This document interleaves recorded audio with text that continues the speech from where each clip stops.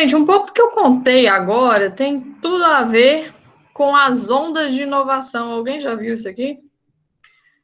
Os contextos de inovação, e são as chamadas, né, ondas mesmo de inovação. E olha só, tem termos de datas, coincide um pouquinho, né? A primeira onda, que a gente está falando cruzando inovação com o tempo, né? E aí a gente vai falar o seguinte: a primeira onda, né, eram questões até muito voltadas para o que eu falei de commodities, né, um período relativamente longo aí, né, de quase 100 anos, em que você tem produtos como ferro, né, a questão da água como fonte de força. Eu falei dos animais, mas não falei da água, e é muito legal ver esse poder da água também em moinhos e coisas desse tipo que eram muito utilizados, em alguns lugares ainda se tem, né? A questão da mecanização, e aí até o poder, inclusive, dessas máquinas a vapor. A questão têxtil foi uma das primeiras indústrias a prosperar, quando a gente estuda, principalmente, né, a Inglaterra tinha uma força têxtil e comércio, né, então, no Brasil a gente tinha no máximo os caixeiros viajantes, os donos daquelas lojinhas de mercearias e coisas do tipo, né, mas, e os tropeiros também. Mas essa foi a primeira onda, então você vê que ela é um pouco mais suave, essa onda, né, em termos de tempo, porque demorou até passar. E aí vocês percebem que com o tempo essas ondas vão ficando cada vez mais curtas, ok? Bem, aí a segunda onda vem essa questão do algodão, aí sim da máquina a vapor, né, mais forte, a questão como é que fala? Né, ferrovias, né, de trens, ferrovias, o aço, né, e não o ferro mais, né, o aço, e o algodão. Então, essa seria o que é considerado a segunda onda de inovação, aí também fazendo algumas mudanças, trazendo mudanças para o nosso contexto. E aí, olha só, a terceira onda, e já está um pouco mais próximo, né, da nossa realidade, que entra eletricidade, questão química, um grande avanço na medicina, né? A questão de combustão interna de máquinas, eu não entendo muito bem disso, mas eu sei que tem alguns processos de produção que melhoraram muito nessa época, né? Inclusive, se a gente for cruzar aí com a administração, foi uma época também que melhorou bastante esses processos produtivos, como é o caso do próprio Ford, que eu citei aqui mais cedo. E aí, uma quarta onda, até no Brasil, essa já é mais fácil para a gente de entender, de ver, porque já está mais próxima do nosso contexto, né? Que é a ideia dos combustíveis fósseis, né? Os petroquímicos, né? A própria questão da gasolina, né? Os plásticos, então, até para armazenamento, enfim, a parte também de eletrônicos, né? De aviação e também de espaço, né? Então, nessa época coincide com o homem pisando na Lua, por exemplo. Você vê aí um grande avanço também tecnológico, também falando dessa época, quarta onda de inovação. Talvez a gente ainda esteja nessa, ó, na quinta onda, que é a questão digital. Né? Então, a internet ela começa a tomar força mesmo, né, perto dos anos 2000, mas aí muitas questões voltadas para o que a gente chama da era da informação, né? Softwares, hoje em dia já temos aplicativos, muitos avanços em termos de celular, computador, né? Imagina, gente, o pessoal lá da peste, da gripe espanhola, como é que eles fizeram, né? Ficando em isolamento. A gente ainda está muito melhor que eles de poder fazer chamada de vídeo, conversar. A gente está passando uma época barra, mas tem pontos positivos também, né? Por termos um certo adiantamento tecnológico. É claro que naquela época a gente ia se adaptar, né? Se a gente tivesse vivido naquela época, a gente teria se adaptado. Mas hoje a gente tem algumas facilidades se a gente olhar para trás, justamente por causa dessa evolução na inovação.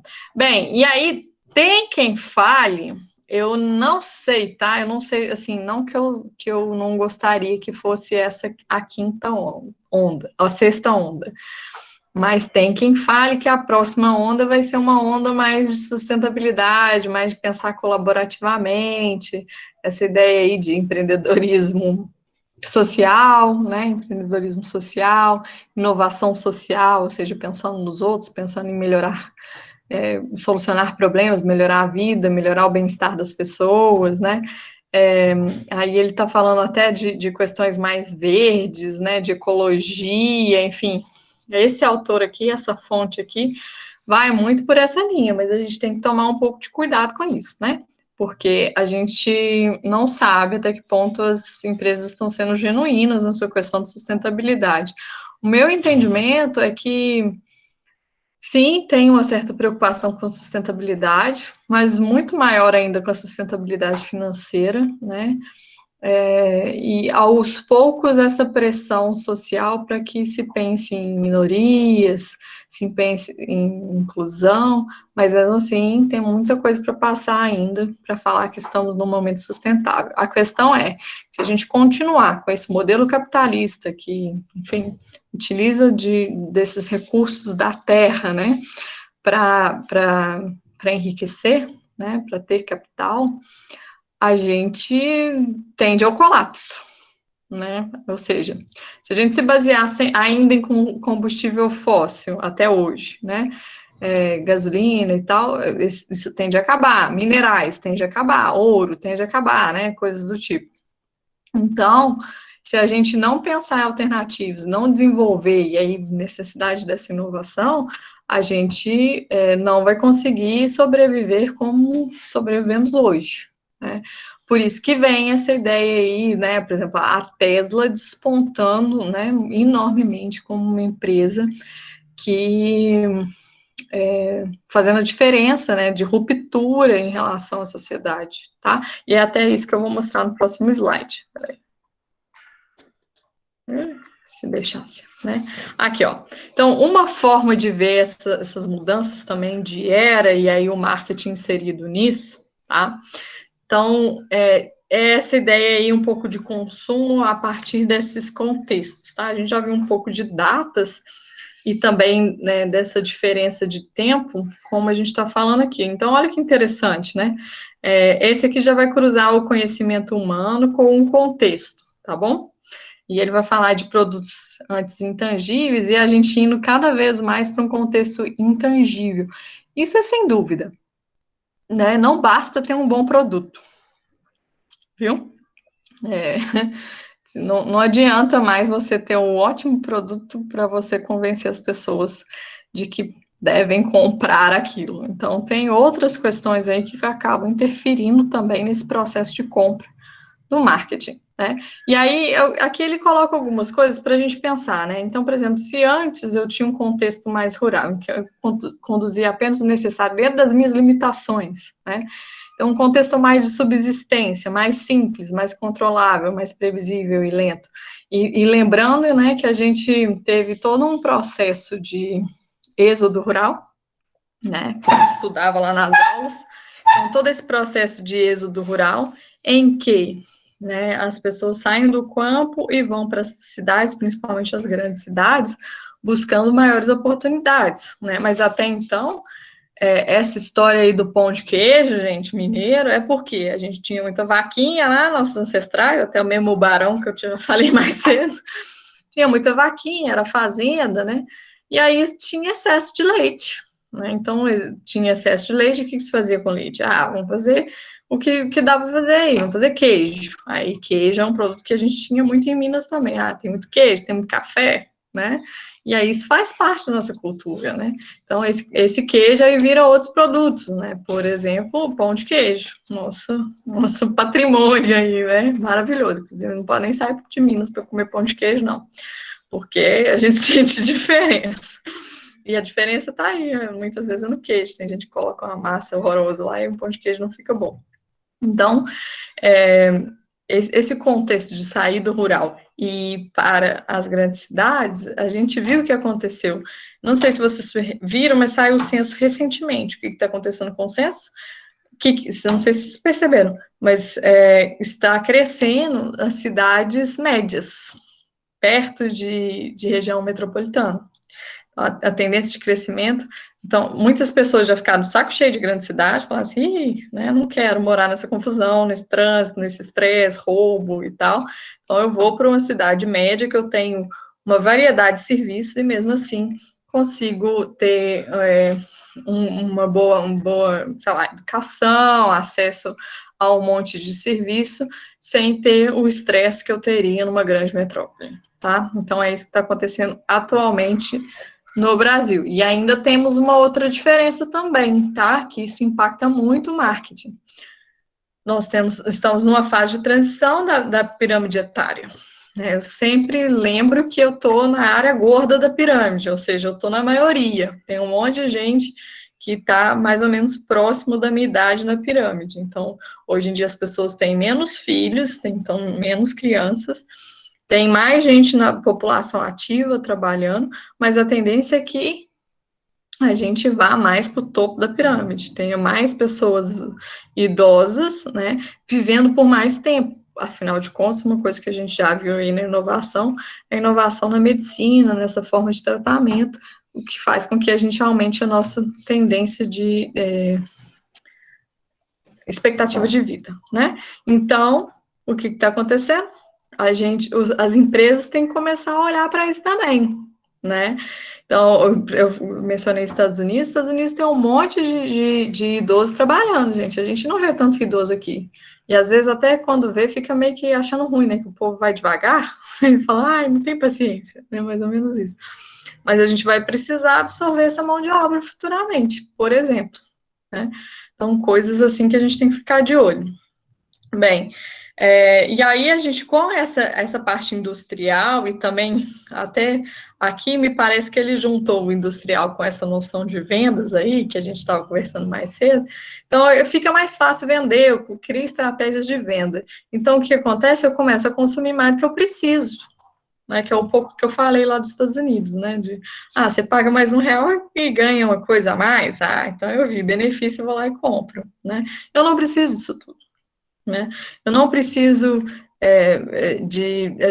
a gente consome supérfluos hoje em dia, né? Então a gente tem muitos de uma mesma coisa, né? Então, às vezes, sei lá, eu estou com 2 computadores, o outro começou a estragar, eu já arrumei o outro, né?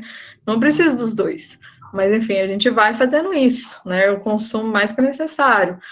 Tem algumas pessoas que têm essa cultura de desperdício ainda, né? De desperdiçar comida, enfim. Tem outros que compram muito, além da conta, em termos de roupa, ou, enfim, consome mais, aí não precisa nem ser uma coisa assim palpável, mas vamos supor, tem gente que faz questão de ter a internet mais rápida, melhor possível, né? Então, eu conversando com os professores, eles discutindo qual que era a internet que o pessoal estava usando, nessa época agora de pandemia, porque tinha contratado não sei quantos meg e tal. Precisa? Provavelmente não precisa, a gente consome mais, a gente acha que está tendo vantagem naquilo, né? Então, isso é uma coisa, né, que às vezes a gente está passando.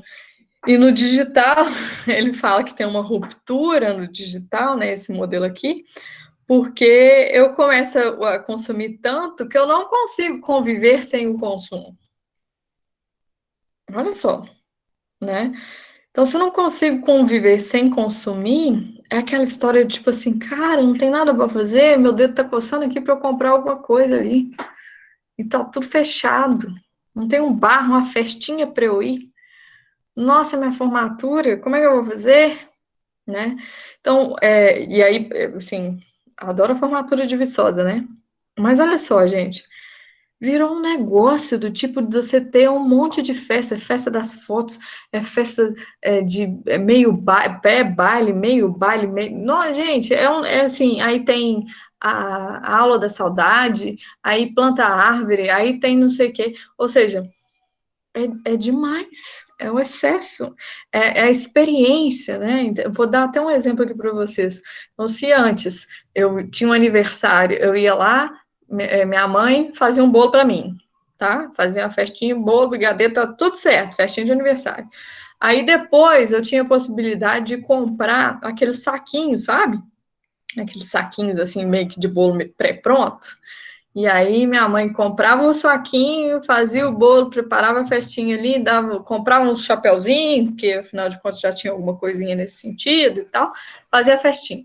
Aí depois, não bastasse, né, minha mãe fazer a festinha, agora ela está trabalhando, não tinha mais tempo para fazer a festinha. Então como é que virou? Encomendava, né, um buffet e tal para fazer festinha, né? Gente, vocês viram festa de aniversário hoje em dia? É um trem absurdo, né? É decoração, balão, não sei o que, lembrancinha. Ou seja, é excesso. A gente consome demais, é excesso. Não precisava daquilo tudo. Eu adorava as festinhas de criança, bastava refrigerante, brigadeiro ali, o bolo, não precisava de nada mais. Hoje em dia virou realmente um negócio, né? De você ter cenário, de você ter roupa, fotógrafo, é um negócio de louco, né?